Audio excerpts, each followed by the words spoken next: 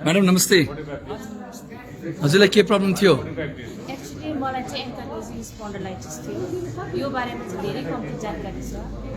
मलाई यो रोग भएको चाहिँ 17 वर्ष हो 17 वर्षदेखि 17 वर्ष 2008 कलेज पढ्दादेखि के छ तर 2015 मा आएर चाहिँ डायग्नोस भयो हजुर तर डक्टरले चाहिँ मलाई कहिले पनि जान्दैन भन्यो अन्त त्यसले गर्दाखेरि चाहिँ मैले डक्टर देखाउनु नै सकेको थिइनँ अन्त यहाँ चाहिँ एक्सर्साइज गरेर नै कन्ट्रोल गर्नु सक्छ भनेर भन्यो अन्त त्यही एक्सर्साइजकै भरमा थिएँ होइन अन्त हाम्रो गाउँमा चाहिँ एकजना सिबी दाजु सिबी गुरुङ भन्नुहुन्छ उहाँले चाहिँ मलाई कन्भिन्स गर्नुभयो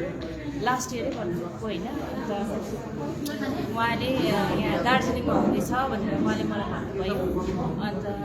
अस्ति स्याटरडे मलाई बोलाउनु भयो होइन अन्त म आएँ अब जस्तो जसो व्यवस्था गरेर आएँ अन्त आज यो थेरापी गरेको मैले 4 दिन भयो अन्त मैले आफूलाई एकदमै के भन्नु रिलिफ फिल गरिरहेको छु किनभने मैले एक दिन एक्सर्साइज नगर्दाखेरि पनि मेरो जिउ काकुकुरु हुने गर्थ्यो अब म नर्मली हिँड्नु पनि सक्दिनँ होइन इभन मेरो डाइभर्सको नानी छ त्यसलाई म उचाल्नु पनि सक्दिनँ तर यो 4 दिन गर्दाखेरि चाहिँ मैले 4-5 दिन भयो एक्सर्साइज नगरेको तर पनि आफूलाई चाहिँ एकदमै राम्रो फिल गरिरहेको छु अन्त मलाई 110% चाहिँ विश्वास छ कि म यो रोगदेखि जाती हुन्छु पहिला जस्तो नर्मल लाइफ मैले बिताउने गर्थेँ त्यसो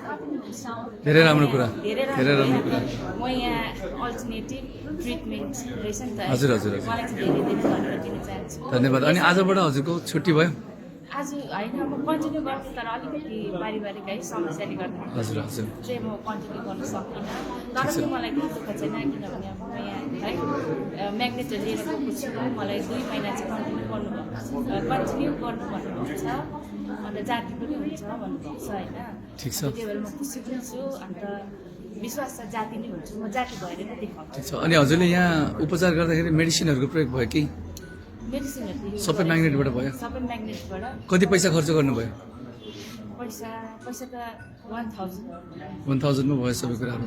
आजबाट हजुरको ट्रिटमेन्ट सक्यो ट्रेनिङ लिएर जानुहुन्छ हजुर रेगुलर गर्नुहोस् कन्फ्युजन हो भने हाम्रो सोध्नुहोस् है तपाईँलाई सन्चो हुन्छ भरोसा लाग्यो हजुरलाई यो उपचारमाथि हजुर पुरै गर्छु धन्यवाद thank you madam thank you